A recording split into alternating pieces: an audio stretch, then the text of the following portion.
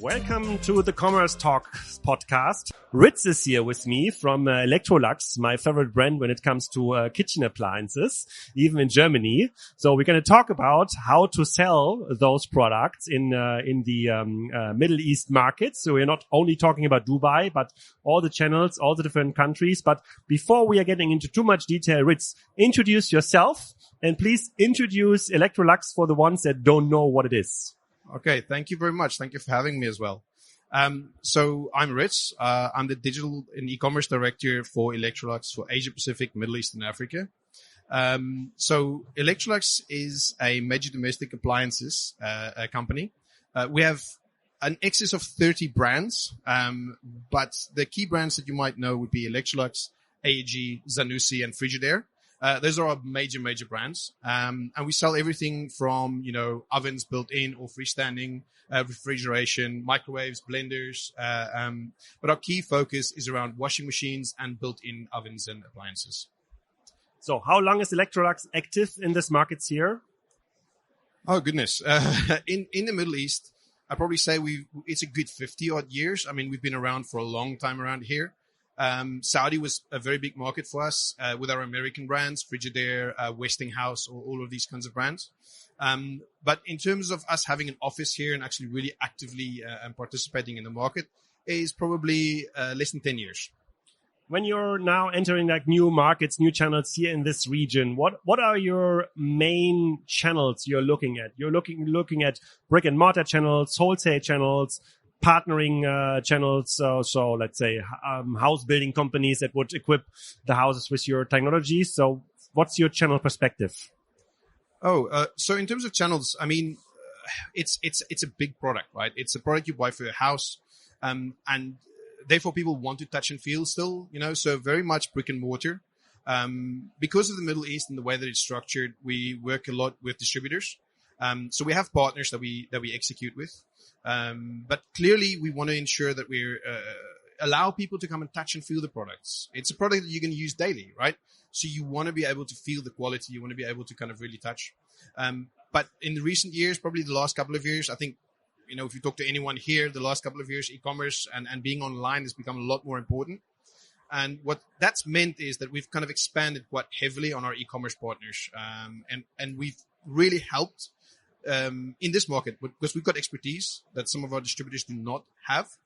And what that's meant is that we've been able to work with them to develop their own kind of platforms and really get alive online is probably the best way to put it, and help them with that.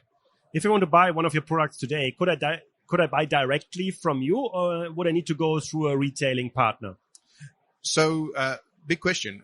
If you talk about Middle East, you would have to go through a retailing partner. But if you talk about Asia Pacific, which is the broader area that I look after, we have moved into direct to consumer in the last year. We now have about 6 direct to consumers websites live across the region. And I mean, it's a challenge. It's a challenge. It's new to a business. We've been around for 120 odd years, whatever it is. So it's difficult, right, to kind of make that move. Yeah. So I've also talked with some of your competitors like Bosch, Siemens, others, and some of them said they want to move out of the hardware industry. They don't want to be known just for selling an oven, dishwasher, microwave, whatever you call it. They want to get into the service industry now, selling, I don't know, cooking events, let's say, or they want to sell once you start the oven, it costs you like $1. So, which is much closer to this kind of subscription industry, which was booming and which was valuated at very high prices in the last years. Is this something you also would consider? Funny you should say that. We've actually just launched that in Singapore, where we have appliance as a service, where you can rent an appliance. And in certain parts of Europe, we already have robotic vacuum cleaners where you pay for the square footage of your apartment. So if the robotic vacuum cleaner cleans 100 square feet, you pay X, and that is paid monthly. And then if you want to kind of move apartments as a bigger apartment, you just pay a little bit extra for that apartment. What that means is you get servicing is also included. When there's a new product out and you want to upgrade, you have that option. And then, of course, the benefits of these things, it's a heavy investment if you buy that, kind of outright. And the benefit of this is if you then move and you decide not to go ahead with this, or you move country, you don't have the challenge of what do I do with this product? You just give it back. So we're already doing that in Singapore. We're extending this into washing machines, into ovens, all these kinds of things. Can you get into details from a customer perspective into this appliance as a service in Singapore? So how would it work from a washing machine? Let's say I need a washing machine. So I'm not going to the local consumer electronics stores anymore in Singapore, but I want to get it as an appliance as a service. How does it work? What is the commercial model around? So, I mean, there's a couple of things to take into account, right? In a market like Singapore, you have landlords that rent out their apartments with products. Now, as a landlord, there's a risk. I buy a product for $500 or whatever, and if that person breaks it, I have to fix that. But if I have this as a service, I can have the latest model in my house every 2 years. Anything that goes wrong, it's fixed. It's serviced once a year. So in terms of kind of a model, it's very much around that monthly payment. You pay for the model that you prefer. So we have, kind of basic model, opening models that just washes your clothes. But then we also have models which has steam functionality, which can refresh your clothes, reduce the need for laundry services. And that gives the person the opportunity to kind of do that then. It's a monthly fee. It means that you don't have to commit upfront to something like that, especially in markets where you have a large kind of expat community coming in and out. You don't know how long you're going to stay there, maybe 1-2 years. And what do you expect this can be like the standard model even for landlords in the future that would say, okay, I provide this service in my buildings as a landlord. I pay you a price XYZ. Obviously, I charge this price from my customers with a surplus, and then I don't need to take care for the washing machines in the basement anymore. Correct. It makes a lot of sense, right? So let's say there are washing machines in the basement as an example. You have to wait in a queue. There's always the risk that it might be broken. Then you have to wait for someone to come in and do that. With this as a service, everyone has their washing machine in their apartment, obviously if there's space. But apart from that as well, there's a 24-hour turnaround on servicing. And if we feel that we can't be serviced right there and then in the apartment, a new one will be provided next day. So it's a very quick turnaround things. It's ensuring that customers have the best experience. It's always coming back to the customer experience. And do you think in such a case, the brand is still an important differentiator, or is it more like the service and availability of appliance as a service that is making the difference here? I think it's both. It has to be both, right? Let's say, for example, 20 brands offer the same thing. You need to be able to stand out. Electrolux is a sustainable company. We are committed to be climate neutral, carbon neutral by 2030. And to be able to do that, we need to ensure that the products we produce and the products that are being used are more and more sustainable.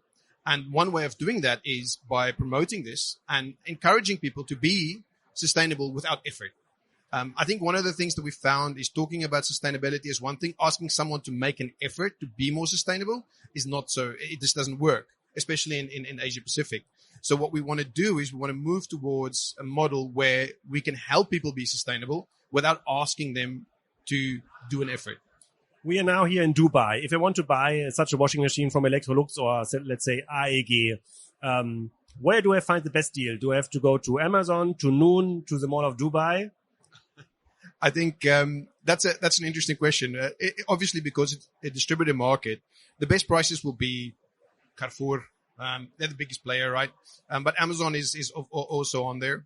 But I think the key thing for us as well is the service that we can provide later on. So Josh & Mall is our distribution partner, and they have their own store. We worked with them to actually develop that store with them, and they also provide a very, very good service. So being able to buy directly from them, which is in essence is what we want to do with a D2C perspective, is to be able to provide a service, a full end-to-end service. And I think that's what I probably say. We want to kind of move away from just discounting products heavily. We want to kind of say to people, you might pay $20 extra or $100 extra, but your product's registered, you have your warranty, we'll look after it for you, and you're one phone call away from being helped. Have you played around with the idea of flagship stores, having something up, like even as a pop-up store in the Dubai Mall where people can really touch it? Because you said for some of your product, the experience part is still very important in the purchasing process, which leads me thinking, okay, why don't you set up kind of pop-up stores where you maybe you cannot buy products, but show them off? So we have started doing that. In Mall of the Emirates, we had a pop-up store right in front of Carrefour. In the Sharaf DG Times Square Mall, we have a very, very good stand, very nice stand, beautiful stand. That really gives people the experience of the products, really brings the sustainability aspect of Electrolux to life as well. So it gives people that opportunity. We have some really, really good promoters as well, really well kind of educated on what Electrolux stands for as well as the product benefits. But definitely we feel that this is the right thing to do. Across the board, if you want to talk just flagship stores, in China we have 40 flagship stores, just fully dedicated to AEG and Electrolux. In the markets where you are playing around with direct consumer models, like in Singapore, do you have a conflict between the channels? Because usually when brands are starting this direct consumer business, then your former partners would say, hey, Ritz, I did all the brand building for you. And now you're starting selling the products yourself, now without a discount, maybe in the future with a discount. If so, how have you handled it? A very interesting question. I think, talking to each individual market, this is still a risk. It's still a concern. What we've basically done is we have made a commitment. We will never be the cheapest in the market. By saying that is we're saying we are not a threat. What we want to do is we want to provide customers with an experience. That experience is a little bit different to, maybe an Emirates experience. But what it is about having your delivery. For example, in Vietnam, we've just launched a sustainability campaign where if you buy one of our products and you trade a product in, we will give you 10% discount on that product. We will then sustainably dispose of that product. We will break it down and we will make sure that doesn't go into a landfill. Again, talking about sustainability where we don't ask you to do an effort, we will take care of it. So as a free service, we will pick it up and we will dispose of it for you.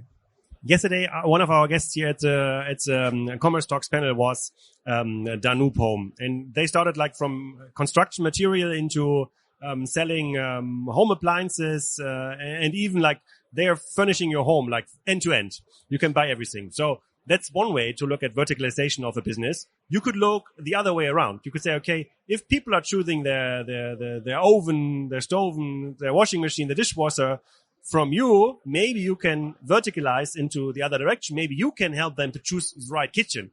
Is it something you're in? So there's probably a couple of answers to that one. One of the things is we actually work with Danube, Damak, Imar.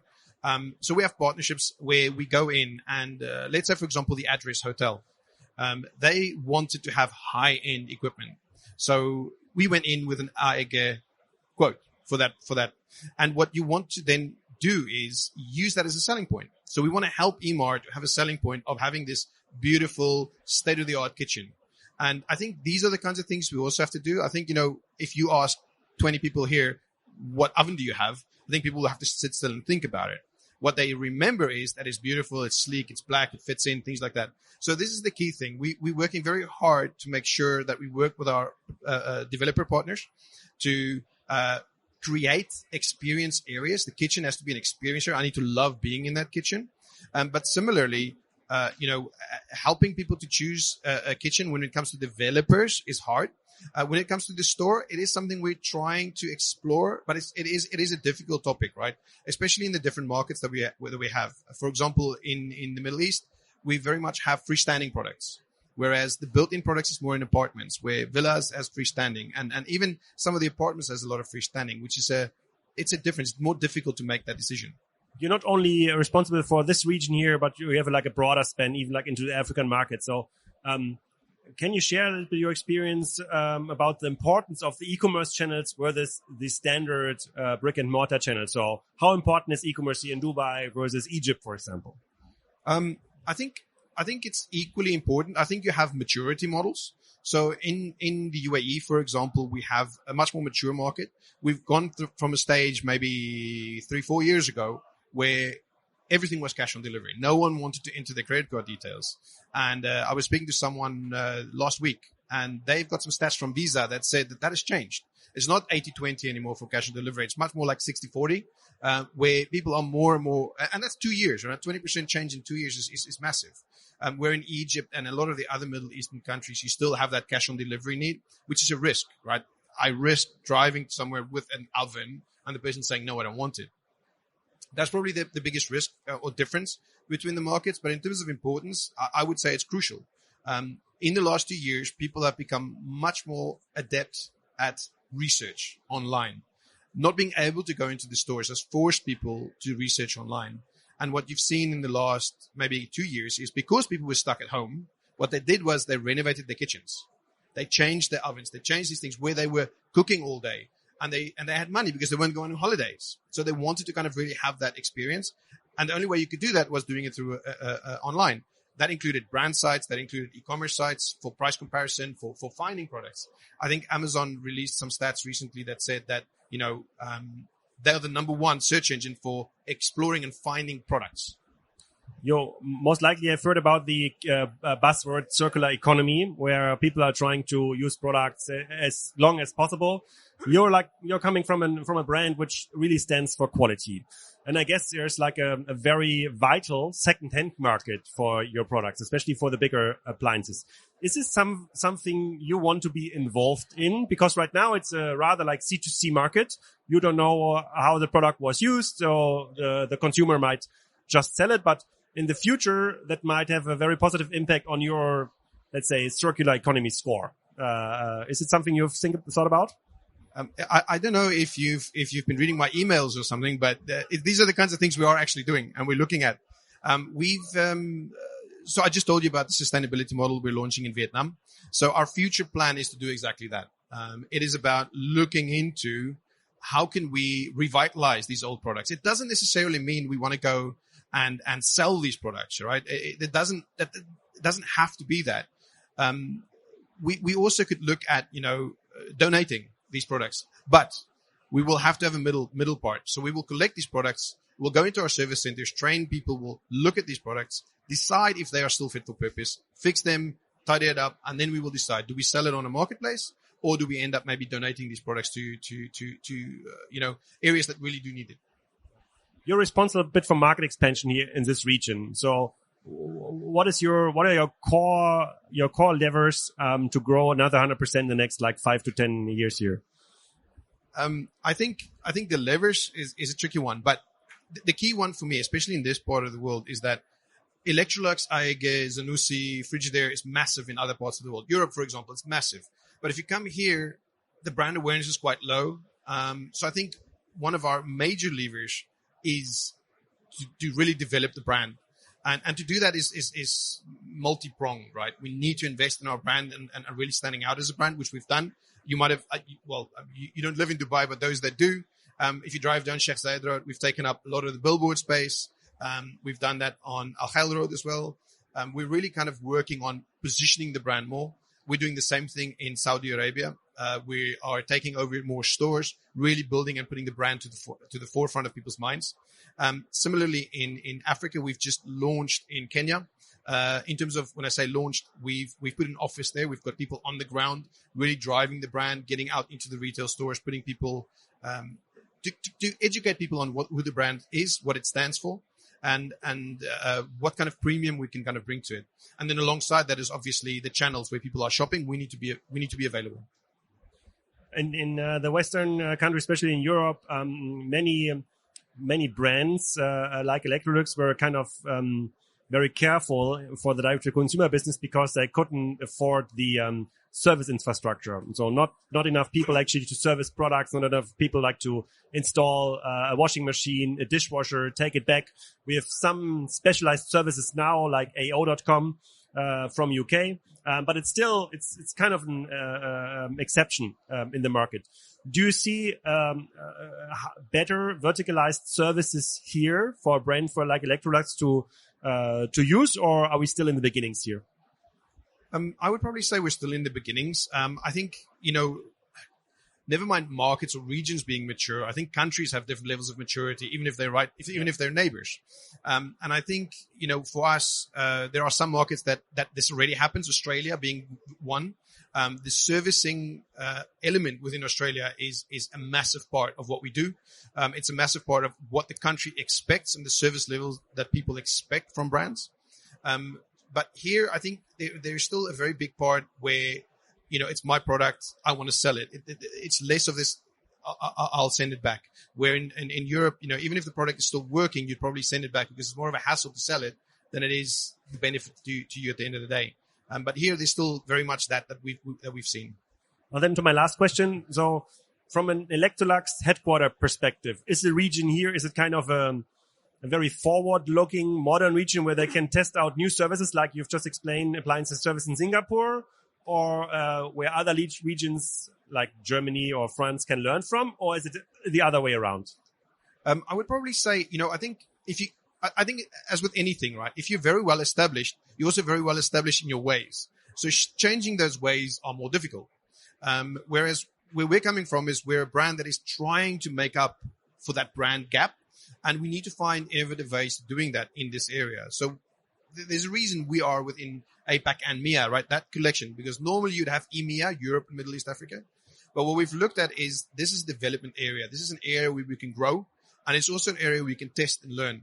And I think definitely we're very, very open to try things. We've launched multiple trials. So this appliance as a service, as you mentioned, it's a trial we've launched. In Australia, we're doing more trials, even though that's also very established. But definitely this part of the world, perfect place to kind of really try new things and learn, and for Europe and even North America to learn from. Ritz, we also could learn a lot from you here. Thank you for your time. Small applause for the ones that stayed here. And see you next time in Dubai. Thank you very much. I appreciate that.